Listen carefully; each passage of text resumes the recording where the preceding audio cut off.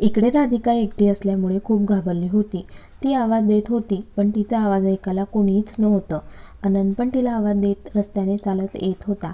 काही वेळाने तो फार्म हाऊसला पोहोचतो। तो राधिकाला आवाज देत होता पण पाऊस जोराने असल्यामुळे तिला अनंतचा आवाज ऐकू येत नव्हता। राधिका फार्म हाऊसच्या दरवाजाच्या बाहेर शांत बसली होती आणि रडत होती। इथे अनंतला पण खूप काळजी वाटत होती। राधिका त्याला भेटत नव्हती म्हणून। अनंतच्या डोळ्यात पण पाणी आले।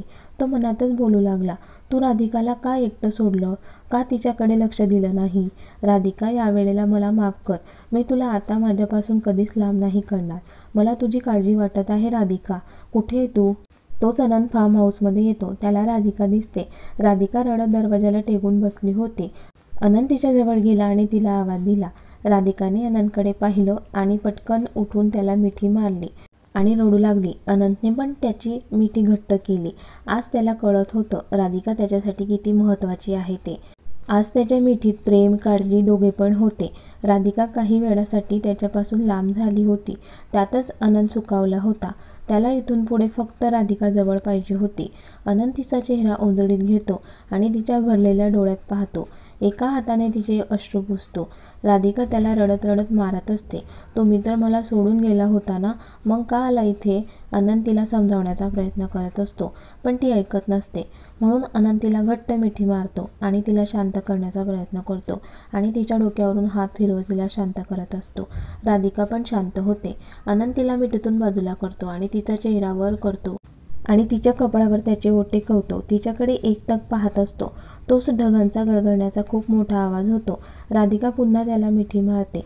अनंत तिच्या डोक्यावरून हात फिरवत, राधिका घाबरू नकोस, मी आहे, चल निघूया आपण। आणि तिचा हात पकडून ते दोघे जायला निघतात। काही वेळाने ते गावात पोहोचतात। तिथे पोलीस पाटील आणि गावातील माणसं त्यांची वाट पाहत असतात। त्या दोघांना सुखरूप बघून सगळ्यांना बरं वाटतं। पोलीस पाटील त्या दोघांना त्यांच्या घरी घेऊन जातात। राधिका अजून पण घाबरलेली असते। पोलीस पाटील त्यांची बायको राधिकाला म्हणते, तुम्ही कपडे चेंज करून घ्या नाहीतर थंडी वाजेल। राधिका काही न बोलता अनंतकडे पाहते। अनंतने तिला डोळ्याने इशारा केला त्यांच्यासोबत जा म्हणून। राधिका त्यांच्यासोबत आत जाते। त्या वेळेत अनंत मितालीला कॉल करून सांगतो, राधिका ठीक आहे आणि आम्ही आज पोलीस पाटील यांच्याकडे मुक्कामी राहणार आहोत। तुम्ही सगळे पण जेवण करून आरामात झोपा आणि फोन ठेवतो। मिताली सगळ्यांना सांगते। राधिका ठीक आहे। सगळ्यांना पण बरं वाटतं। सुजाताला सोडून राधिका एका रूममध्ये असते। अनंत त्या रूममध्ये जातो। राधिका पोलीस पाटलांच्या बायकोबरोबर आत तर जाते पण ड्रेस चेंज न करता तशीच शांत बसते। तोच अनंत तिकडे येतो। तिला पाहतो तर ती शांत तशीच बसलेली असते। अनंत तिचा हात हातात घेऊन तिला सांगतो, राधिका ड्रेस चेंज करून घे। राधिका त्याचा हात अजून घट्ट पकडते। अनंत तिचा हात पकडून तिला वॉशरूममध्ये घेऊन जातो आणि सांगतो, ड्रेस चेंज कर, मी आहे बाहेर। तो जाणार तोच राधिका त्याचा हात पकडून त्याला तिथेच थांबायला सांगते। अनंत तिच्याकडे पाठ करून उभा राहतो आणि राधिका ड्रेस चेंज करते। ड्रेस चेंज करून ते दोघं बाहेर येतात। अनंत तिला चेअरवर बसवतो आणि तिचे केस पुसत असतो। तोच तिथे पोलीस पाटील आणि त्यांची बायको येते। राधिका आणि अनंतसाठी जेवणाचं ताट घेऊन येतात पण अनंतला राधिकाचे केस पुसत असताना नेमके ते दोघं पाहतात आणि त्यांना वेगळं वाटतं। पण ते काही न बोलता ताट ठेवून बाहेर निघून जातात। अनंत राधिकाला त्याच्या हाताने चारत असतो। राधिकाला तर खूप भारी वाटत असतं। अनंतला पण भूक लागल्यामुळे तो पण खात असतो। अनंत जेवणाचे ताट खाली ठेवायला जातो आणि पोलीस पाटील यांच्या बायकोला विचारून किचनमध्ये जातो आणि राधिकासाठी काढा बनवतो। पोलीस पाटील आणि त्यांच्या बायकोला वाटत असतं की हे डॉक्टर का एवढी काळजी घेत आहे या मुलीची? त्या दोघांचे चेहरे बघून अनंतला समजतं त्यांच्या मनात काय सुरू आहे ते। अनंत त्या दोघांकडे बघून म्हणतो, ती राधिका आहे, माझी बायको राधिका अनंत जगताप, आणि तिच्याबद्दल मी कुणालाही काही सांगितले नाहीये। इथे कुणालाच माहिती नाहीये की राधिका माझी बायको आहे। तर तुम्ही पण आमच्या नात्याबद्दल न बोललेलं बरं। एवढं बोलून अनंत काढा घेऊन रूममध्ये निघून जातो। राधिकाला त्याच्या हाताने काढा पाजतो आणि झोपायला सांगतो। राधिका पण बेडवर झोपते। अनंत फ्रेश होऊन तिच्या शेजारी बेडवर झोपतो। राधिका अनंतकडे पाहत असते। तिला तसं पाहताना बघून अनंत विचारतो, राधिका काही त्रास नाही ना होत आहे? तुझी तब्येत ठीक आहे ना? राधिका त्याला घट्ट मिठी मारते। ती तशीच अचानक मिठीत आल्यामुळे अनंत पण काही बोलत नाही। तो पण मिठी घट्ट करतो आणि तिच्या केसांवरून प्रेमाने हात फिरवतो। तिच्या कपाळावर किस करतो आणि मिठी घट्ट करतो आणि झोपतो। आज खूप दिवसानंतर अनंतला छान फिलिंग येत होती। राधिकाला असं जवळ घेऊन त्याला खूप भारी वाटत होतं। अनंत तिलाच पाहत होता। तिला पाहत त्याला कधी झोप लागते त्याला पण कळत नाही. सकाळी सकाळी अनंतला लवकर जाग आली. अनंतचा हात खूप दुखत होता. त्याला कळत नव्हतं एवढा का हात दुखत आहे ते. तो बघतो तर राधिका त्याच्या हातावर डोकं टेकवून झोपली होती. अनंत तिलाच पाहत होता. लहान मुलांप्रमाणे निरागस दिसत होती ती झोपमध्ये. त्याच्या मनात विचार येऊन जातो, खरंच किती सुंदर आहे ही राधिका. मला तर विश्वासच बसत नाहीये की माझी बायको एवढी सुंदर आहे. तिच्या गालावरून प्रेमाने हात फिरवला आणि तिच्या कपाळावर किस करून तिला घट्ट मिठी मारून तो पण पुन्हा झोपला. पण त्याला झोप लागत नव्हती. त्याला तर खूप भारी वाटत होतं राधिकाला मिठी मारून. अनंत, काल तू राधिकाच्या मिठीत किती लवकर झोपून गेलास. नाहीतर एकटा असला की रात्र रात्र तुला झोप येत नाही. खरंच काय जादू आहे हिच्या मिठीमध्ये. काही वेळाने राधिकाला जाग आली. ती उठायला लागली तर अनंत तिला घट्ट मिठी मारून झोपला होता. त्याला एवढ्या जवळ बघून तिला पण खूप भारी वाटत होतं. ती पण त्याला बघत तशीच पडून राहिली. तिला वाटलं तो झोपला आहे तर तिने तिचे नाक त्याच्या नाकाला घासून त्याच्या छातीवर डोकं ठेवून झोपली. एक हात त्याच्या चेस्टवर फिरवू लागली. त्याच्या चेहऱ्याकडे बघून त्याला म्हणत होती, अकडू नवऱ्या, थँक्यू सो मच. काल तुम्ही आला नसता तर माझं काय झालं असतं. काल माझ्या अकडूने जे काही माझ्यासाठी केलं ते खूप भारी होतं. थँक्यू अकडू, थँक्यू. ती बराच वेळ त्याला पाहत असते. तोच तिच्या लक्षात येतं आणि ती तिच्या डोक्यावर टपली मारत म्हणते, राधा, अकडू नवरा उठायच्या आधी उठ, नाहीतर लेक्चर ऐकावं लागेल तुला.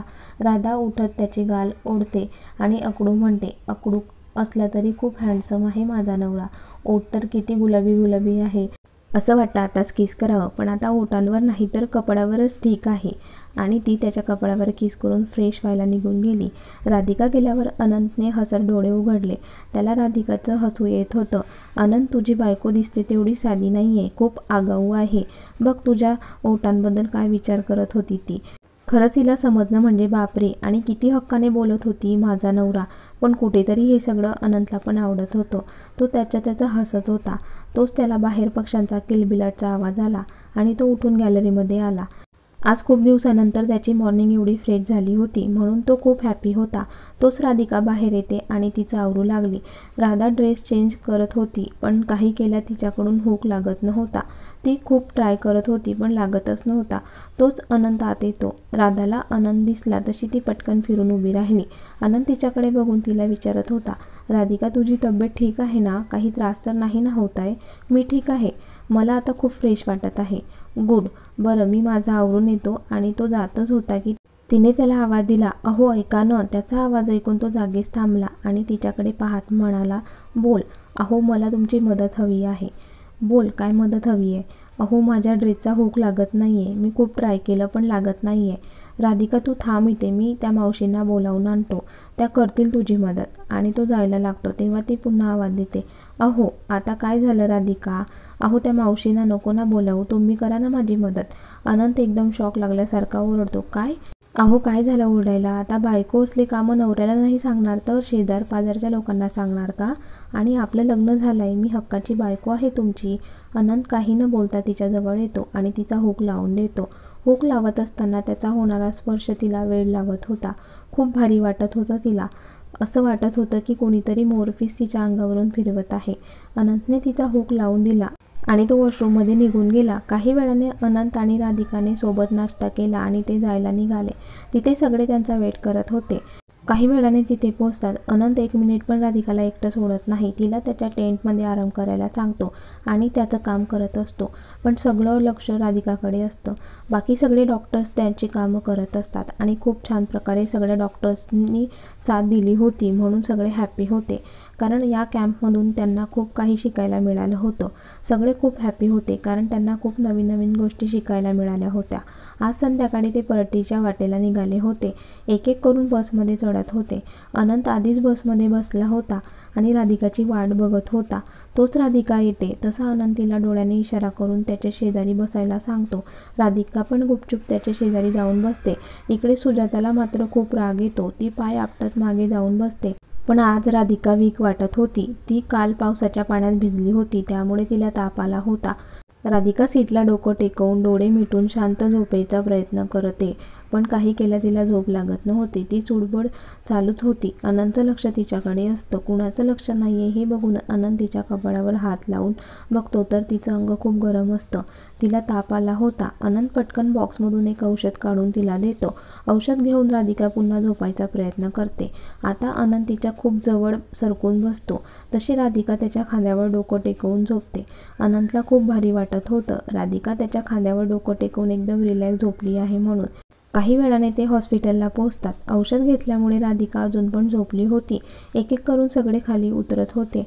अनंत आणि राधिका मात्र बसमध्येच बसले होते. बसमध्ये कोणी नाहीये हे बघून अनंत एक कॅब बुक करतो आणि राधिकाला उचलून कॅबमध्ये घेऊन येतो. काही वेळाने ते घरी पोहोचतात. अनंत पुन्हा राधिकाला उचलून घेतो आणि बेडरूममध्ये घेऊन येतो. तिला बेडवर नीट झोपवून ब्लँकेट पांघरतो आणि फ्रेश व्हायला जाणार तोच त्याला हॉस्पिटलमधून फोन येतो, इमर्जन्सी आहे म्हणून. अनंतला राधिकाला एकटं सोडून जायचं नसतं पण त्याचा नाईलाज असतो. जाताना पुन्हा तो राधिकाजवळ येतो आणि तिच्या कपाळावर किस करून निघून जातो. रात्री खूप उशिरा घरी येतो. राधिकाच्या रूममध्ये जाऊन तिला कपाळाला हात लावून चेक करतो. आता तिचा ताप बऱ्यापैकी उतरला होता. शांत झोपली होती ती. पण फ्रेश होतो आणि झोपून जातो. त्याला काही केल्या झोप येत नव्हती म्हणून तो उठून राधिकाच्या रूममध्ये जातो आणि सोफ्यावर जाऊन झोपतो. कधीतरी त्याचा डोळा लागतो. सकाळी अनंत लवकर उठतो. त्याचा आवरून बसलेला असतो. राधिका अजून पण झोपली होती. तोच बेल वाजते. अनंत ओपन करतो तर गायत्री नावाची मुलगी आलेली असते. म्हणजे तिला अनंतनेच बोलावले होते. राधिकाला जाग येते आणि ती फ्रेश होण्यासाठी जाते. तिचं आवरून खाली येते. तिला अनंत आणि ती मुलगी बोलताना दिसते. अनंतचं लक्ष राधिकाकडे जातं. ती अनंतला काही विचारणार तोच अनंत तिला म्हणतो, ही गायत्री आहे, तुला घरातील कामं करायला मदत करेल. तिच्या गालाला हात लावून विचारत होता, तुझी तब्येत कशी आहे? राधिका पण हसून मी ठीक आहे. तो पण स्माईल करतो आणि रूममध्ये निघून जातो. राधिका गायत्रीकडे बघते आणि स्माईल करते. गायत्री पण स्माईल करते आणि किचनमध्ये निघून जाते. गायत्री एक गरीब घरातील मुलगी आहे. आधी पण अनंतच्या घरी काम करायची. आता पण त्याच्यासाठी चहा ठेवत होती. गायत्री आणि तिच्या फॅमिलीसाठी अनंतने खूप काही केलं होतं. तिचं शिक्षण पण अनंत करत होता. राधिका तिच्याकडून सगळं विचारून घेते. अनंतबद्दल एवढं सगळं ती चांगलं बोलल्यामुळे राधिकाला खूप भारी वाटत होतं. राधिका रूममध्ये येते आणि काहीतरी विचार करत असते. मोठा श्वास घेऊन म्हणते, राधिका काहीही झालं तरी अनंत तुझा नवरा आहे. हां, आता मान्य आहे अगडू आहे, पण जसं आहे तुझं आहे आणि मी त्याच्यावर एवढं प्रेम करेल की एक दिवस ते पण माझ्यावर प्रेम करतील. राधिका तुला तुझ्या अकडू नवऱ्याला पटवण्यासाठी काहीतरी करावं लागेल. डॉक्टर राधिका, काय दिवस आले तुझ्यावर की तुला नवऱ्याला पटवायचं आहे? वाह, आजपासून मिशन अकडू पटाव सुरू. ती किचनमध्ये येते आणि गायत्रीला चांगल्या प्रकारे समजावते. गायत्री, आता तू तुझ्या शिक्षणाकडे जास्त लक्ष दे. फॅमिलीची काळजी घे आणि काही लागलं तर आम्ही आहोतच. गायत्री आजचा नाश्ता आणि जेवण करून निघून जाते. आज पण राधिका पूर्ण दिवस घरी आराम करते. असा दिवस निघून जातो. दुसऱ्या दिवशी राधिका लवकर उठते आणि अनंतसाठी नाश्ता बनवते. आतापासून त्याची काळजी राधिका घेणार होती. अनंत पण त्याचा आवरून खाली आला. राधिकाने आज मस्त उपमा बनवला होता. मस्त गरम गरम प्लेट अनंतच्या समोर ठेवली. उपम्याचा खूप छान वास येत होता. अनंतने मस्त वास घेतला आणि म्हणाला, गायत्री, आज उपमा खूप टेस्टी झालाय वाटतं. खूप छान वास येत आहे. आणि तो वर पाहतो तर राधिका हसत असते. अनंत गोंधळून, राधिका तू आणि गायत्री कुठे आहे? अहो, ते मी गायत्रीला सांगितलं तू अभ्यासाकडे लक्ष दे आणि गायत्रीला पण माझं बोलणं पटलं. अगं, पण राहू दिलं असतं, तुला मदत झाली असती तिची. अहो, मला जेव्हा वाटेल तेव्हा मी तिला बोलावेल, पण आता मी तुमची बायको आहे ना, मग तुमची काळजी घेण्याची जबाबदारी माझी. अगं, पण आपण नवरा बायको असलो तरी आपलं नातं तुला माहिती आहे ना, मग काय एवढी काळजी करतेस माझी? हे बघा, तुमच्यासाठी या नात्याला काही मान नसेल, पण मी मनापासून या नात्याला मानते आणि शेवटपर्यंत मानत राहील. माझ्या परीने तुमच्यासाठी जे जे होईल ते मी नक्की करण्याचा प्रयत्न करेल. मी आपलं नातं शेवटपर्यंत निभावेल. एवढं बोलून ती रूममध्ये निघून गेली आणि तिचं आवरू लागली. काही वेळाने खाली आली. दोघांसाठी टिफिन पॅक केला आणि हॉस्पिटलला आली. हॉस्पिटलमध्ये दोघं पण बिझी होते.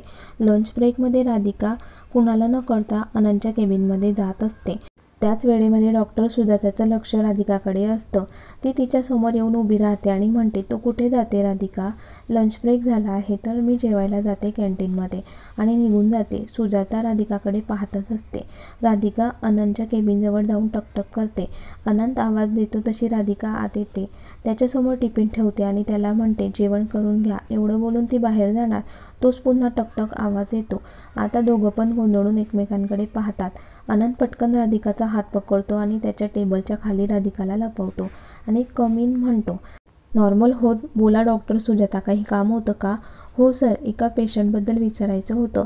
यात डिटेल्स आहे त्या पेशंटची, आणि ती फाईल ती टेबलवर ठेवणार, पण नेमकी ती फाईल खाली पडते राधिकासमोर. ती वाकून देणार तोच अनंत म्हणतो, इट्स ओके डॉक्टर सुजाता, मी घेतो, तुम्ही जाऊ शकता. आता मला एक महत्त्वाचं काम आहे, मी नंतर बघतो. सुजाता पण निघून जाते. अनंत ही फाईल उचलण्यासाठी खाली वागतो आणि नेमकी त्यावेळेला राधिका उठत असते. त्या गडबडीत एकमेकांच्या ओठांचा स्पर्श होतो. एवढ्या लवकर हे सगळं घडतं की दोघांना कळत नाही. त्यांच्या दोघांमध्ये आज ओठांवर पहिल्यांदा किस झाले होते. राधिकाला तर खूप लाजल्यासारखं झालं. ती काही न बोलता बाहेर निघून जाते. तिला राहून राहून ती गोष्ट आठवत होती आणि तिच्या चेहऱ्यावर स्माईल येत होती.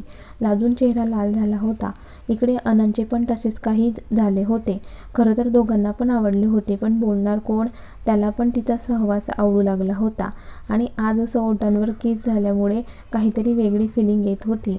सगळे डॉक्टर्स कॅन्टीनमध्ये बसलेले होते आणि बाहेर जायचं प्लॅनिंग करत होते. उद्या सुट्टी आहे तर त्यांनी प्लॅन केला होता की कुठेतरी फिरायला जाऊया म्हणून. राधिका पण खूप एक्सायटेड होती. ती खूप हॅपी होती. घरी जाऊन तिचं आवरून उद्या काय न्यायचं आणि काय नाही याचा विचार ती करत होती. तोच अनंत येतो. दोघेही जेवण करून हॉलमध्ये टी व्ही पाहत असतात. राधिका त्याला उद्याच्या प्लॅनबद्दल सांगते. अनंत पण तिला जा म्हणून म्हणतो. तोच अनंतला हॉस्पिटलमधून कॉल येतो आणि तो निघून जातो. इकडे एक डॉक्टर खूप हॅपी होते, ते म्हणजे डॉक्टर निर्मल. त्याला डॉक्टर रोहितने विचारलं, काय झालं निर्मल, तू खूप हॅपी आहेस? हो, अरे मी उद्या डॉक्टर राधिकाला प्रपोज करणार आहे आणि मला वाटतं राधिका मला नक्की हो म्हणेल. नेमका अनंत आत येत असतो आणि राधिकाचं नाव ऐकून तो तिथेच थांबतो. त्याला टेन्शन येतं. निर्मल पण रोहितकडे हसून म्हणतो, मला पण वाटतं राधिका तुला हो म्हणेल म्हणून. अनंत त्याच्याकडे रागाने पाहत म्हणतो, राधिकाला प्रपोज करायचा विचार करतोस का? थांब, बघतो तुला उद्या. आणि त्याचं काम करायला निघून जातो. त्याचं काम करून घरी जायला निघतो. राधिका अजून जागी असते. तिच्याकडे बघून अनंत तिला उद्याविषयी विचारतो. राधिकाला पण बरं वाटतं. अनंत तिला उद्याच्या प्लॅनबद्दल विचारतोय तर. मग झाली का बॅग पॅक? हो झाली ना. तो रूममध्ये जाणार तोच राधिका त्याला म्हणते, आईस्क्रीम खायचं का? अनंत पण मान हलवून हो म्हणतो. ती किचनमध्ये जाते आणि हा रूममध्ये जातो. फ्रेश होऊन खाली हॉलमध्ये येतो. राधिका पण आईस्क्रीम घेऊन त्याच्या शेजारी बसते. राधिका त्याला पण भरवते आणि स्वतः पण आईस्क्रीम खाते. टी व्ही पाहत दोघं आईस्क्रीम एन्जॉय करतात. राधिका उठून जाणार तोच अनंत तिचा हात पकडतो आणि तिला म्हणतो, राधिका मला एक महत्त्वाचं काम करायचं आहे, तू झोप. गुड नाईट बोलून तो लॅपटॉप ओपन करतो. राधिका पण त्याला गुड नाईट बोलून झोपायला निघून जाते. पुढील भागात बघूया अनंत पण राधिकासोबत जाणार का? कथेचा हा भाग कसा वाटला कमेंट्स करून नक्की कळवा. आणि व्हिडिओला लाईक, शेअर आणि लाईव्ह मराठी स्टोरीज चॅनलला सबस्क्राईब करायला विसरू नका. धन्यवाद.